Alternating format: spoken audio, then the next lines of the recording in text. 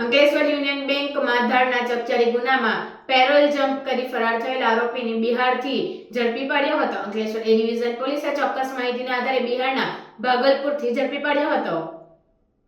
અંકલેશ્વર શહેરની યુનિયન બેંકમાં ચકચારી ધાડના ગુનામાં છેલ્લા 1.5 વર્ષથી પેરોલ જમ્પ કરી ફરાર થયેલ આરોપીને પોલીસે બિહાર ખાતેથી ઝડપી પડ્યો હતો.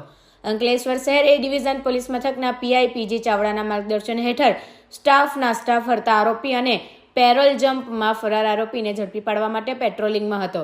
તે દરમિયાન બાતમી મળી હતી કે અંકલેશ્વર શહેરની યુનિયન બેંકમાં ચકચારી ધાડના ગુનામાં છેલ્લા 1.5 વર્ષથી પેરોલ જમ્પ કરી ફરાર થયેલ આરોપી બિહારના ભાગલપુર ખાતે ફરી રહ્યો છે તેવી બાતમીના આધારે પોલીસે વોચ ગોઠવી હતી અને રામપુર ખુડમાં રહેતો રાહુલકુમાર રાજકુમાર મંડલને ઝડપી પાડી વધુ તપાસ હાથ ધરી છે.